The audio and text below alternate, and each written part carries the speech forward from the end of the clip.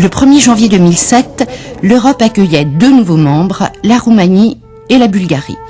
L'arrivée de 6 parlementaires affiliés à des partis ultranationalistes pourrait permettre à l'extrême droite d'avoir son groupe au Parlement européen. L'extrême droite, qui en Europe est en progression depuis une vingtaine d'années. Une contagion qui gagne les nouveaux arrivants, surtout lorsqu'ils se trouvent comme l'île de Malte, aux marges de l'Union. Depuis son entrée dans l'Union européenne, Malte doit faire face à un afflux de boat people africains sans précédent. Un phénomène qui inquiète, qui effraie même la société maltaise. Une société en danger, menacée par la montée inexorable de la xénophobie.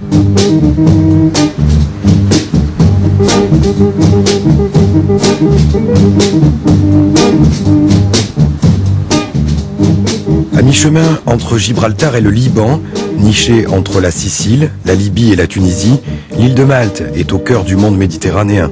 De cette situation géographique découle l'identité maltaise, un formidable mélange des différentes cultures qui l'ont traversée. Le plus bel exemple, sans doute, sa langue, un mélange étonnant d'arabe et de sicilien. Une richesse culturelle, contestée depuis peu par la multiplication d'actes xénophobes, voire racistes. Début 2006, une série d'attentats a frappé les personnels des associations qui viennent en aide aux migrants africains. La voiture personnelle et la porte de la maison de notre directrice adjointe ont été brûlées. C'était une attaque directe contre JRS. 9 voitures appartenant à notre communauté jésuite ont été brûlées ces derniers mois. Donc oui, nous sommes la cible d'attaques violentes. Nous ne savons pas d'où elles viennent. Nous n'avons reçu aucune menace. Aucune de ces attaques n'a été élucidée. Donc nous ne pouvons pas dire qu'elles sont le fait de l'extrême droite. Cependant, il est indéniable que nous sommes en permanence attaqués sur leur site internet. Pour la première fois depuis la Deuxième Guerre mondiale, des groupes d'extrême droite émergent. Si leur score aux européennes de 2004 ne dépasse pas les 1%, leurs idées gagnent du terrain. En 2005, une manifestation contre l'immigration, organisée par l'ANR, l'Alliance nationale républicaine, a rassemblé plusieurs centaines de personnes soutenant le discours des leaders d'extrême droite.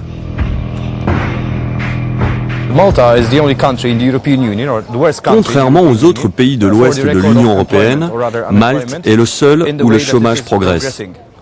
Nous n'avons pas le plus fort taux de chômage, mais c'est chez nous qu'il augmente le plus.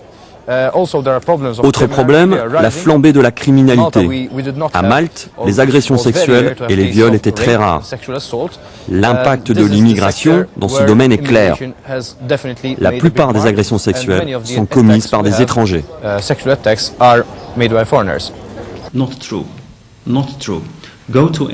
C'est faux, c'est totalement faux. Allez au tribunal, regardez les chiffres.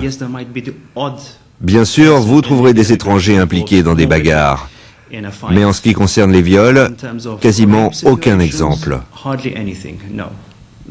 Heureusement qu'on n'est pas dans cette situation. Mais à l'inverse, je crains que la peur des Maltais à l'égard des migrants africains entraîne une multiplication des attaques racistes contre eux. En 2004, puis en 2005, 2 agressions physiques graves contre des Africains ont eu lieu. L'un d'eux a été renversé volontairement par une voiture. Mais ces attaques racistes s'expriment surtout dans les actes de la vie quotidienne. Il y a eu des cas où le chauffeur a refusé à un noir d'entrer dans son bus. Il y a eu d'autres cas où des passagers se sont plaints parce qu'il y avait des noirs dans le bus. Il y a beaucoup de cas où des passagers blancs se sont levés parce qu'un noir venait s'asseoir à côté d'eux. Tous ces cas sont malheureusement avérés. Autre exemple de discrimination, nous sommes ici dans un centre d'hébergement pour migrants. Ce jeune homme vient d'avoir un accident du travail, il s'est profondément coupé le pied. Après plusieurs heures d'attente à l'hôpital, et malgré ses protestations, on l'a renvoyé chez lui avec un simple bandage. Ils n'ont pas été stupides quand même, les gens le sont. Ils savent comment, si tu le soignes très bien, ou bien si tu le soignes un peu respectable, ou bien si tu le soignes comme quoi, vite, il faut partir là. Et ça arrive souvent, ça? C'est quelque chose qui se passe chaque jour ici, quoi. Difficile d'expliquer de tels comportements. Pour comprendre cette peur viscérale de certains Maltais envers les Africains, il faut peut-être regarder vers le passé. 1565, le Grand Siège, l'armée ottomane assiège l'île. Vaincus, les Turcs se replient, l'Occident chrétien a repris le pouvoir en Méditerranée et Malte devient le porte-drapeau de la nouvelle croisade. 450 ans plus tard, le Grand Siège reste un acte fondateur de la nation maltaise et dans le contexte de l'île aujourd'hui, certains cours d'histoire peuvent être sujets à caution. Ma fille, elle avait 8 ans à l'époque. Ma fille est rentrée de l'école et m'a raconté son cours d'histoire. Elle m'a dit que Malte avait été attaquée par les musulmans il y a très longtemps, que ces musulmans étaient des sauvages, qu'ils voulaient s'accaparer le pays. C'est ce qu'on nous apprend et c'est ce qui influence notre inconscient.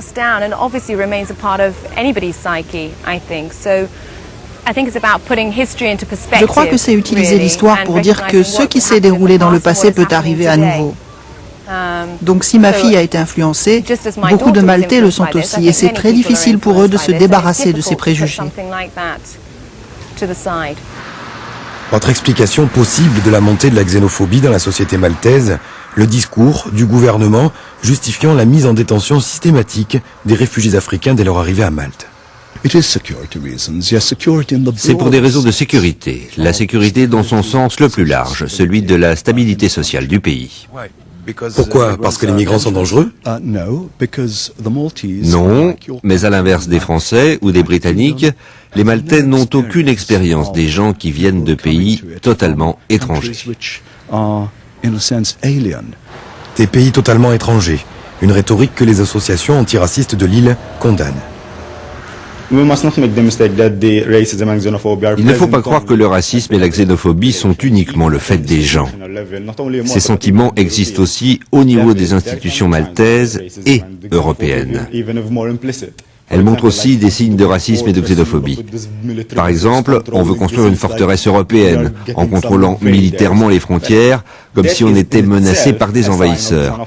C'est en soi un signe de xénophobie. Plus grave, c'est aussi perpétuer cette xénophobie dans la tête des gens.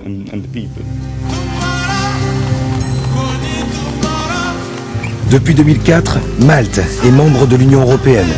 Ce petit pays aux portes de l'Afrique s'est engagé à garder cette frontière sud de l'Union. L'installation durable d'immigrants africains qui a découlé de cette nouvelle contrainte a exhumé chez certains un sentiment dangereux, la xénophobie. Pour l'instant, les actes racistes, bien que graves, restent le fait d'une minorité. Si Malte ne veut pas laisser la xénophobie s'installer, comme dans de nombreux autres pays européens, les autorités, mais aussi la société civile, devront réagir très vite.